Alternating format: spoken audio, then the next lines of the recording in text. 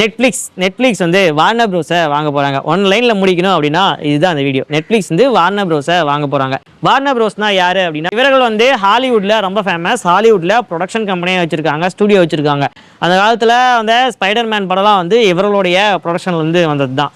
அப்போ ஒரு மிகப்பெரிய ஒரு சினிமா ஜெயிண்ட் அப்படின்னு கூட சொல்லலாம். இந்த வார்னர் ப்ரோஸ் வந்து நிறைய டிவி சேனல்ஸை வச்சுருக்காங்க. என்னென்னா HBO, animal planet, CNN, Discovery இதெல்லாமே வச்சுருந்தாங்க. இதெல்லாம் டிஸ்கவரிலாம் எப்படி பின்னாடி வந்தது அப்படின்னு சொல்ல போனால் அது ஒரு இன்ட்ரெஸ்டிங்கான ஃபேக்ட். என்னென்னா வார்னர் ப்ரோஸ் வந்து ஹாலிவுட்டில் மூவிஸ் ப்ரொடக்ஷன்லாம் தயாரிச்சுட்டு இருக்கும்போது டைம்ஸ் அப்படின்னு சொல்லிட்டு ஒரு நெட் CNN அப்படின்னு சொல்லிட்டு ஆரம்பிக்கும் போது இந்த வார்னர் ப்ரோஸ்குள்ளேயே அந்த CNN சேனலில் வந்துருச்சு.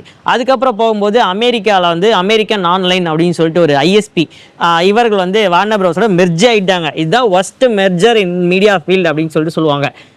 ஏன்னா இவர்கள் வந்து அந்த காலத்தில் வந்து இன்டர்நெட் ISP பிஸ்னஸ் பண்ணிட்டு இருந்தாங்கல்ல. 2008 2009 காலகட்டத்திலே இவர்கள் என்ன சொன்னாங்கன்னா, நீங்கள் வார்னர் ப்ரோஸ் நீங்கள் தயாரிக்கக்கூடிய படத்தை வந்து நான் வீட்டுக்கு என்னோட இன்டர்நெட் கஸ்டமர்ஸ்க்கு நான் CD-யாக டெலிவரி பண்ணிடுறேன் அப்படின்னு சொல்லிட்டு, என்கிட்ட இவ்வளோ கஸ்டமர்ஸ் இருக்காங்க, உங்களுடைய வீட்டுக்கு அவருடைய கஸ்டமர்ஸோடைய வீட்டுக்கு உங்களுடைய படத்தை CD-யாவோ DVD-யாவோ டெலிவரி பண்ணிடுறேன் அப்படின்னு சொல்லி ஒரு அக்ரிமெண்ட் போட்டிருந்தாங்க. கடைசியில் வந்து நஷ்டமாயிட்டு அமெரிக்கன் ஆன்லைன் அப்படிங்கிற ISP பிஸ்னஸ் வந்து வெளியே போயிட்டாங்க.